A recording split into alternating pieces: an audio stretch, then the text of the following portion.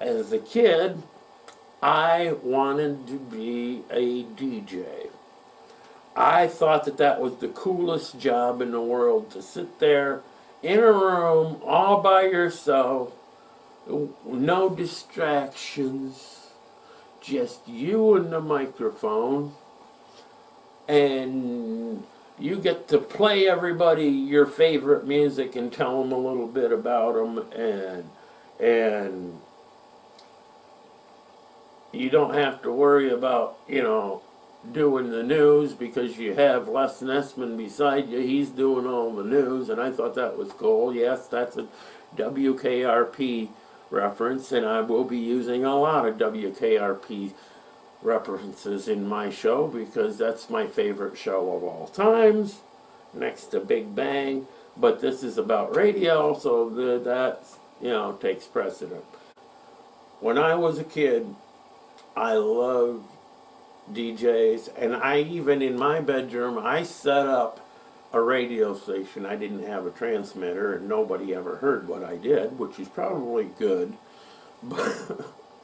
But I had two record players, and I had a cassette player, and I was one of those weird kids that didn't record the songs on the radio. I did, but for the purposes of my radio show, I recorded the commercials.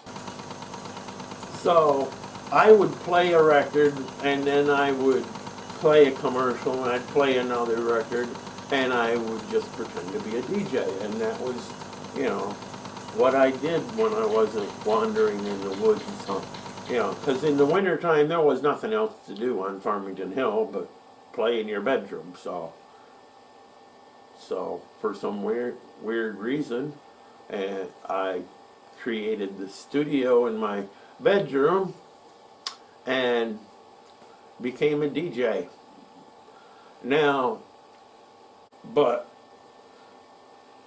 I remember rock and roll on the radio, and AM radio was so much different then. Just like television. You don't watch TV or radio like we did when I was a kid. Number one, we didn't have a whole lot of choices in radio back then. Everybody listened to pretty much the same stations. You had the hardcore country radio station, and then you had the other radio stations that kind of played everything. And that was a good thing about the late 60s and early 70s. You could listen to the Beatles, and then out of nowhere you'd listen to James Brown or something coming out of Detroit, and what the Motown people were doing. So you got a sense of Motown. You got a sense of, the LA rock. You got this Philadelphia sound, which was very big back then. That's where, American Bandstand started in Philadelphia. Again, Pennsylvania begins everything. It's the Keystone State. And, that seems to be a theme. But, anyway, yeah, back then, the DJs were the stars of the show, man. I mean, there were people like Gary Owens, Wolfman Jack, Casey Kasem, there were Dr. Johnny Fever, Venus Flytrap, Bailey Quarters, who was never on the air nearly as much as she should have been, because she was the star of the show. I'm sorry.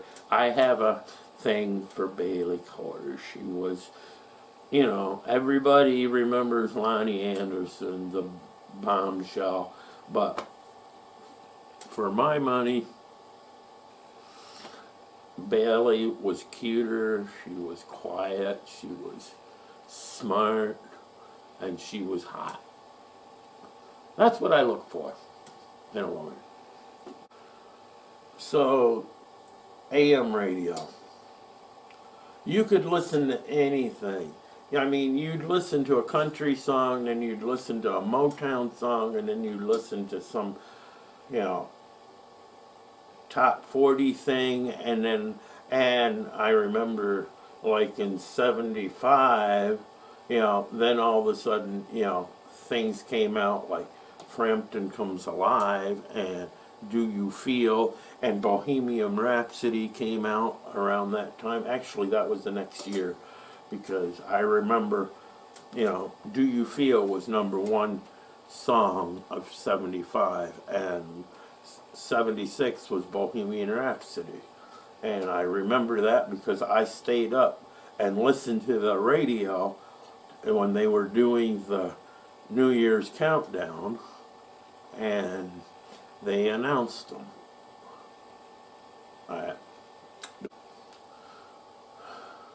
Radio was really the way that most of us could listen to all the songs, because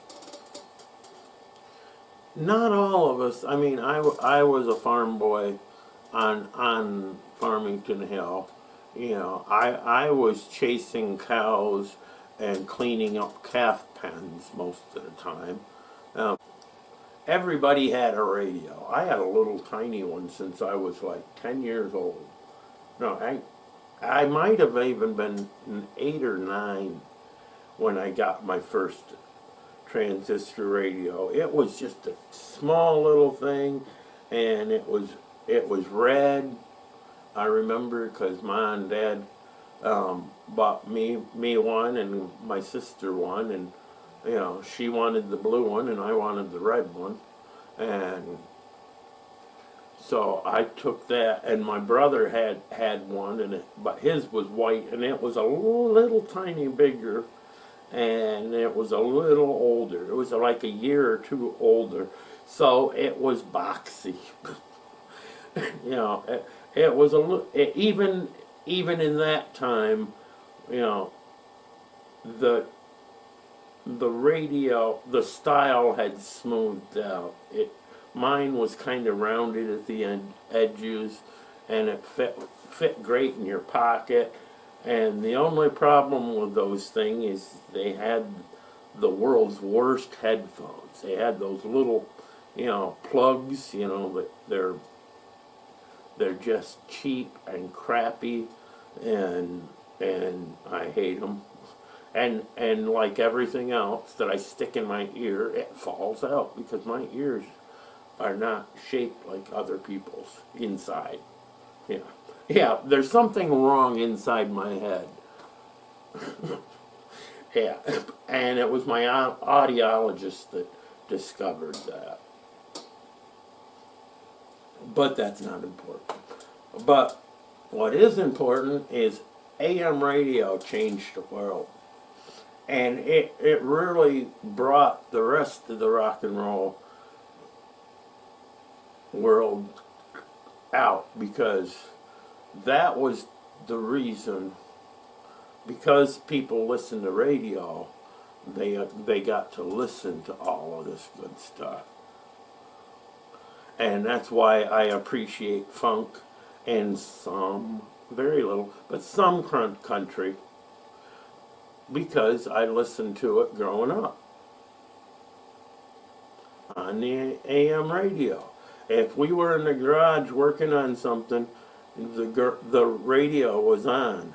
And, in my dad's garage, you didn't touch the radio station. Well, I did. And I got in trouble for it. But, because I'd forget to put it back. But that's another story. But all this good music came out, and that was AM radio. And I loved AM radio until we got an FM radio.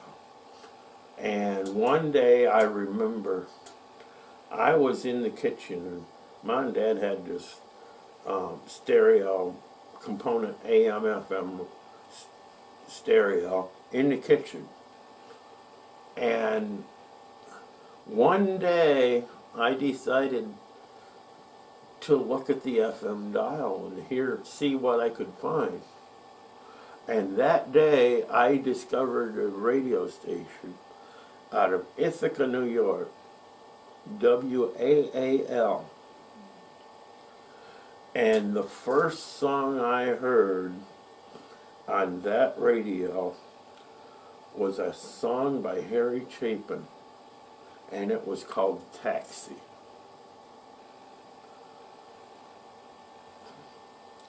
And it changed my life because I could not believe what I was hearing. How good the sound was. It was in stereo, which really blows your mind listening to radio in stereo back then.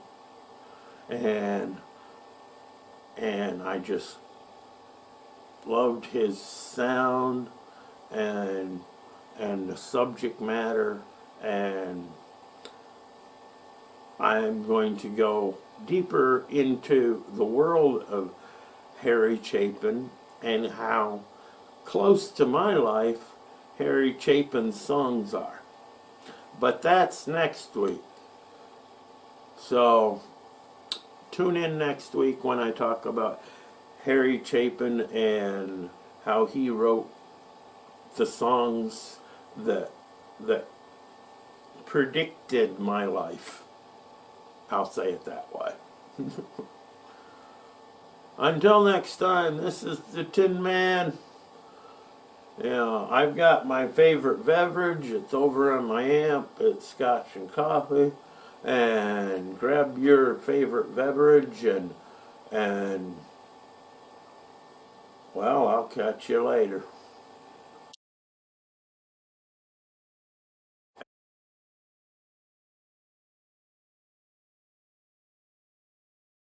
And so, well, my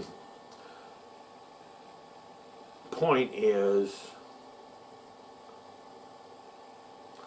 my point is, I'm going to. What was my point?